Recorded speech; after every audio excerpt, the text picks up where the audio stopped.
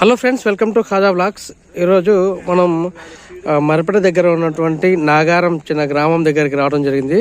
నరసింహరావుపేట మండలం. అయితే ఇక్కడ ఒక రైతు మొత్తం మిర్చి మొత్తం ఎండబెట్టారు చూడండి. అయితే పక్కనే మన రైతు ఉన్నారు. సో మరి ఎన్ని ఎకరాలు వేశారు, ఏ సీడ్ వాడారు, తర్వాత పంటకు తీసుకున్నటువంటి జాగ్రత్తలు ఏంటి అనేది మనం ఒకసారి రైతుతో మాట్లాడదాం. ఇక్కడ ఉన్నారు. నమస్తే అండి. నమస్తే అండి. నమస్తే. ఏం పేరు సార్ మీ పేరు? నా పేరు సిరియా. ఓకే. ఇది ఇప్పుడు ఎన్ని ఎకరాలు వేసారండి?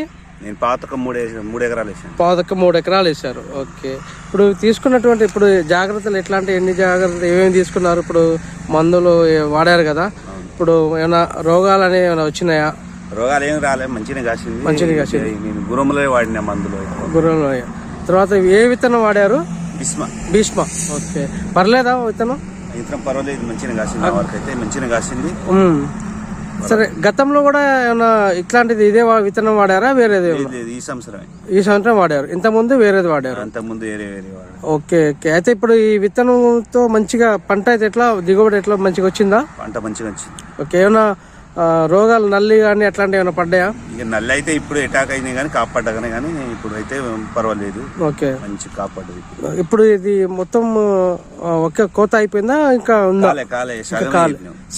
సగం వేరారు. ఎకరం 10 గుంటలు, ఎకరం అంత ఇంతవరకు. ఓకే. ఓకే. ఇంకో ఎకరం 10 గుంటలు ఉంది. అయితే అందాజా మీకు ఎన్ని క్వింటాల్ రావచ్చు అని అందాజా ఏమైనా ఐడియా ఉందా మీకు? ఇప్పుడు ఈ వరకు 40 క్వింటాల్ వస్తుంది అనుకుంటున్నాను. 40 క్వింటాల్ అంటే ఎన్నిసార్లు?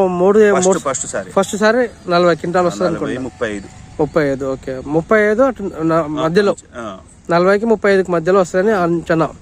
ఓకే. అంటే రెండోసారి ఒక 20 వస్తాయి. 20 వస్తుంది. మొత్తానికి అయితే టోటల్ గా అటు ఇటు 60 దగ్గరలో దరిదాపు.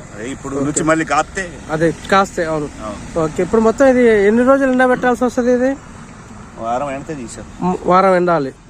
ఓకే. ఎట్లా మొత్తం కూలోళ్ళు? మరి ఇప్పుడు ఇది దీంట్లో తాళ్ళు మొత్తం వేరు చేయాలి కదా, ఎట్లా కూలోళ్ళు పెట్టాల్సిందేనా? ఎట్లా కూలోళ్ళు మరి ఎంత తీసుకుంటారు కూలీ వాళ్ళు? ఎట్లా ఏంటి మనిషికి? అంటే ఏ లెక్క అట్లా 300 అంటే?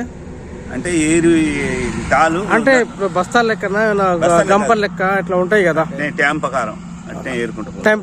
అంటే మరి ఆ టైం ప్రకారం అంటే మరి వాళ్ళు కొంచెంమంది ఏరకుండా కొంచెం అట్లా కూర్చొని మాట్లాడుతూ ఉంటారు.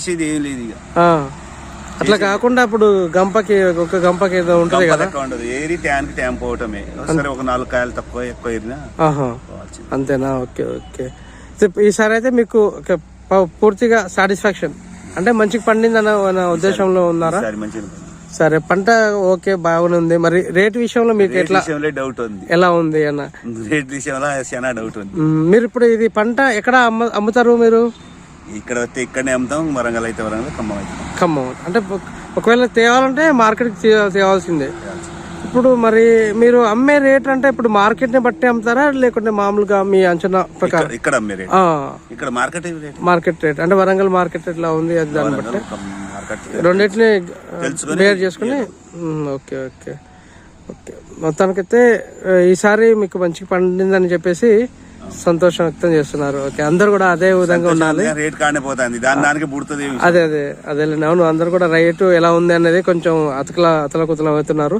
తర్వాత మీ పక్కన ఉన్నటువంటి పంటలు ఏ విధంగా ఉన్నాయి? అవి కూడా పర్లేదా? ఏమన్నా కొంచెం తక్కువ దిగుబడి ఎట్లాంటి మీ చుట్టుపక్కల ఉన్నటువంటి మిర్చి గురించి? చాలా తక్కువ వచ్చింది. ఇంకా ఈ ఏరియాలో ఎక్కువ శాతం ఎటువంటి పంటలు వేస్తారండి? మిర్చి, పత్తి, వరి.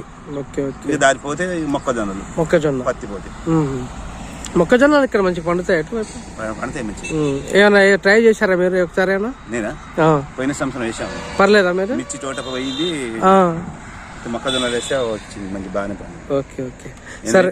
90 క్వింటాల్ అయింది. అచ్చా. ఈసారి అయితే మంచిగా అయింది. అందరు కూడా మంచిగా, అందరు ప్రతి ఒక్కరు కూడా పంట మంచిగా రావాలని, అదేవిధంగా ఆ రేటు కూడా ధర మంచిగా రైతులకి గిట్టుబాటు ధర రావాలని అందరం కోరుకుందాం అందరం కూడా. అదేనా? అంతే కదా, అందరికీ మంచి జరగాలి. Okay. Thank you so much. Okay friends, మరి రేపు జరగబోయేటువంటి జెండా పాటలో రేట్ పెరగాలని మనందరం గట్టిగా కోరుకుందాం ఫ్రెండ్స్. ప్రతి ఒక్క రైతు కూడా రేటు విషయంలోనే కొంచెం ఇంకా పెరగాలి అన్నట్టు అనుకుంటున్నారు. వాళ్ళ కోరిక మేరకు ఆ రేట్ ఇంకా పెరగాలని గట్టిగా కోరుకుందాం. వాళ్ళ కష్టానికి తగ్గట్టు ఫలితం రావాలని మనందరం గట్టిగా కోరుకుందాం ఫ్రెండ్స్, ప్రతి ఒక్కరు కూడా. అదేవిధంగా మీరు కనుక మన వీడియో చూసినట్లయితే లైక్ చేయండి, షేర్ చేయండి, కామెంట్ చేయండి ఫ్రెండ్స్. మన ఛానల్ని సబ్స్క్రైబ్ చేసి సపోర్ట్ చేయండి friends. Thank you very much. జై హింద్.